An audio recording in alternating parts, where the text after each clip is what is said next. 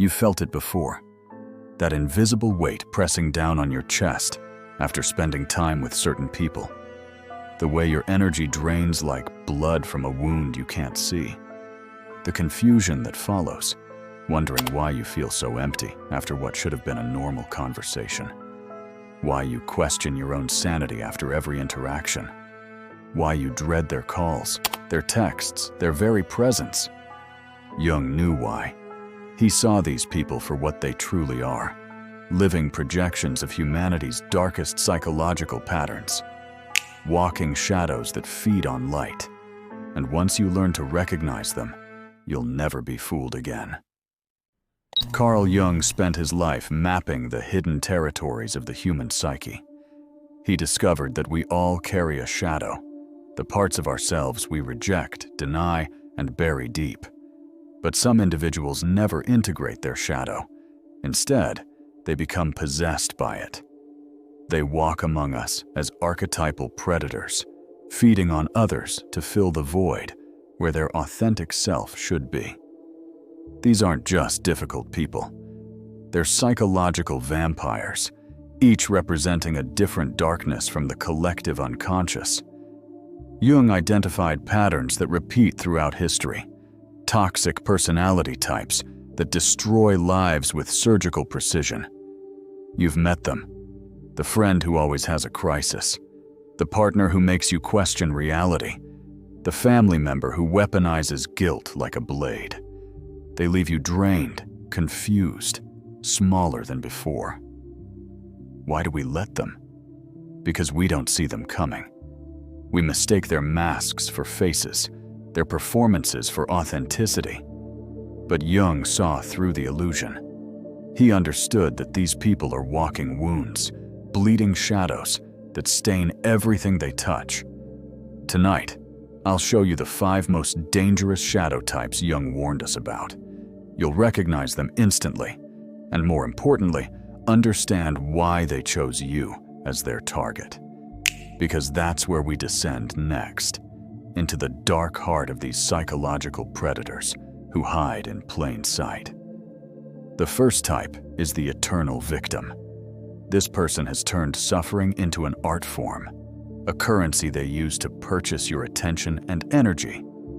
They don't just have problems, they are their problems. Every conversation becomes a therapy session where you're the unpaid therapist. Jung understood this as the shadow of personal responsibility. They've rejected their own power so completely that they must steal yours to survive. Watch how they react when you offer solutions. They'll find 1,000 reasons why nothing will work, why their situation is uniquely hopeless. They don't want to be saved. They want to be seen suffering. Their identity has fused with their pain. By positioning themselves as the victim, they never face their capacity for harm. They wound others through manipulation while maintaining innocence. After all, how can a victim be an abuser? This is their most brilliant deception, using pain as both shield and sword. You'll recognize them by the bone-deep exhaustion you feel in their presence. It's not normal tiredness. It's the fatigue of someone being psychically drained. They've weaponized empathy, turning your compassion into chains. I knew someone like this once. Every phone call was an emergency. Every text, a cry for help. But when I finally set boundaries, they didn't collapse. They simply found another source. Because the eternal victim doesn't need you, specifically. They need anyone willing to witness their performance of suffering. The second shadow type is the chaos merchant. Where the eternal victim feeds on pity, the chaos merchant feeds on drama. They cannot tolerate peace. Stability feels like death to them, so they must create conflict to feel alive. Jung saw this as the shadow of inner stillness. These people are so terrified of facing themselves in silence that they fill every moment with noise, conflict, upheaval. They'll start arguments over nothing, reveal secrets at precisely the worst moments, sabotage relationships just as they begin to stabilize.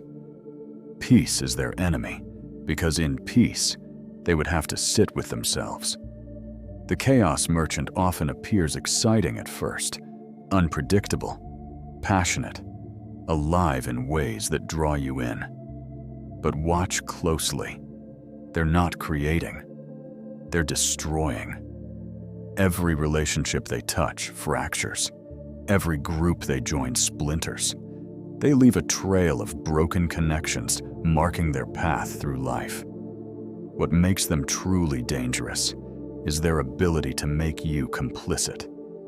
They pull you into their storms, force you to pick sides, make you an actor in dramas you never auditioned for.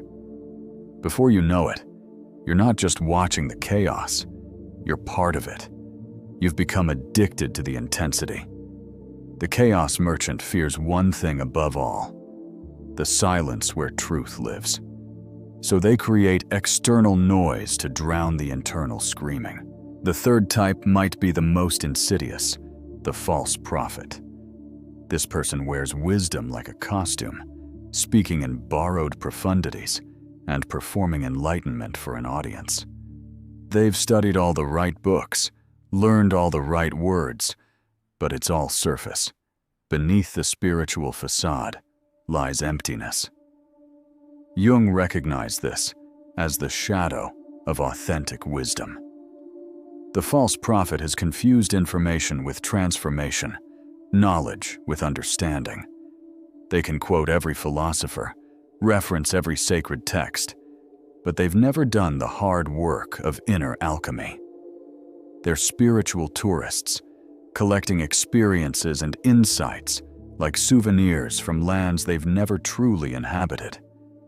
You'll find them in every community that values growth and consciousness. They position themselves as guides, teachers, healers. But watch what happens when they're challenged.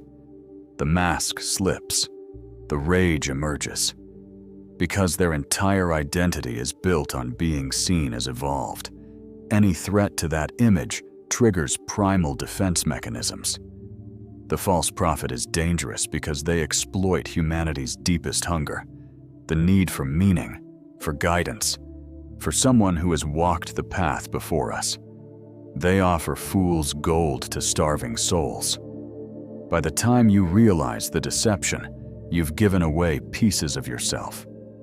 True wisdom is quiet.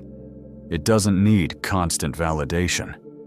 The false prophet's endless performance reveals their deepest fear. Without their spiritual persona, they are nothing. The fourth shadow type is the emotional terrorist. This person has weaponized feelings themselves, turning every interaction into a minefield where one wrong step triggers an explosion. They've mastered the art of emotional blackmail, holding their own instability hostage to control others. Jung saw this as the shadow of emotional integration. The emotional terrorist refuses to take responsibility for their inner weather, instead making everyone around them responsible for managing their storms. They'll threaten self-harm to win arguments, have breakdowns at precisely calculated moments, use their pain as a weapon, their tears as ammunition. What makes them particularly toxic is their unpredictability. You never know which version you'll encounter, the loving friend or the raging storm. This keeps you constantly on edge, walking on eggshells, managing their emotions instead of your own. You become so focused on preventing their explosions that you forget to live your own life. The emotional terrorist creates a psychological prison where you're both guard and prisoner. You police your own thoughts, words, actions, anything to avoid triggering them. But here's what Jung understood. You can never be good enough to prevent their storms.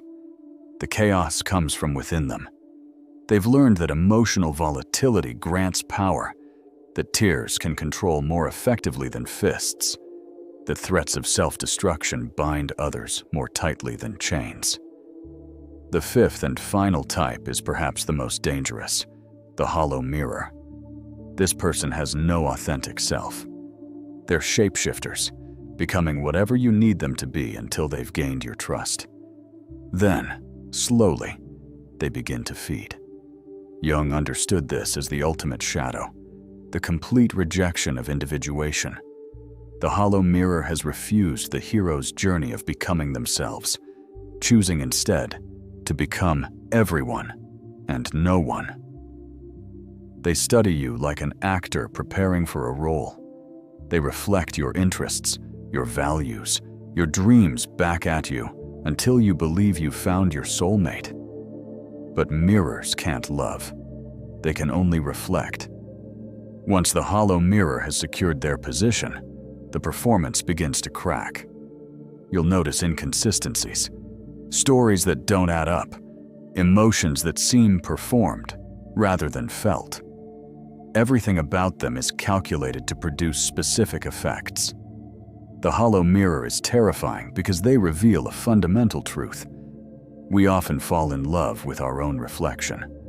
They show us who we want to be, what we want to hear, how we want to be seen. They become our idealized self, stealing our identity piece by piece. Watch how they have different personalities for different people. Never quite solid, never quite real. Smoke wearing human form. Jung warned this represents soul death, abandoning authentic existence for perpetual performance. Now here's what Jung understood that most people miss. These shadow types don't choose their victims randomly. They're drawn to specific wounds, specific shadows within us that complement their own darkness. The eternal victim seeks the compulsive rescuer. The chaos merchant finds the person desperate for excitement. The false prophet targets the spiritually hungry. The emotional terrorist homes in on the conflict avoidant. The hollow mirror hunts the lonely. This is the hardest truth to swallow. We are not innocent in these dynamics. Our own unintegrated shadows create the opening these toxic types need. Our unhealed wounds sing a frequency only they can hear. This isn't victim blaming, it's pattern recognition. Until we face our own shadows, we'll keep attracting theirs. Jung wrote, "Everything that irritates us about others can lead us to an understanding of ourselves." These toxic types are showing us something essential about our own psyche. We must see to just their manipulation, but our participation. The way out is brutal in its simplicity. Withdraw your energy. Stop feeding them. The eternal victim loses power when you stop trying to save them. The chaos merchant deflates when you refuse to engage. The false prophet crumbles when you stop seeking their approval. The emotional terrorist becomes powerless when you stop managing their emotions. The hollow mirror vanishes when you stop projecting. But this requires facing the void these people were filling, because that's their ultimate function. They distract us from our own inner work. As long as we're managing their shadows, we don't have to face our own. Jung believed that individuation, becoming who we truly are, is the highest human calling. But it requires us to descend into our own darkness, to meet our own shadow face to face. The toxic types I've shown you tonight are external manifestations of internal realities. They exist because we exist. They feed because we hunger. They perform because we watch. The moment you truly see them, not with hatred, not with fear, but with clarity, their power evaporates. They become what they always were: wounded children playing psychological games, hoping someone will finally see through their performance to the pain beneath. But that's not your job. Your job is to see yourself clearly, to integrate your own shadow, to become whole. The toxic will always exist. The question is whether you'll continue to be their food. As Jung said in his Red Book, The most terrifying thing is to accept oneself completely. These shadow types terrify us because they show us parts of ourselves we've rejected.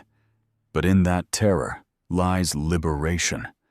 When you no longer fear your own darkness, you become immune to theirs. So the next time you feel that familiar drain, that creeping exhaustion, stop. Look clearly. See the shadow type for what it is. Then do the one thing they cannot survive. Turn your attention inward. Face your own shadow. Become whole. The predators can only hunt in darkness. Become your own light.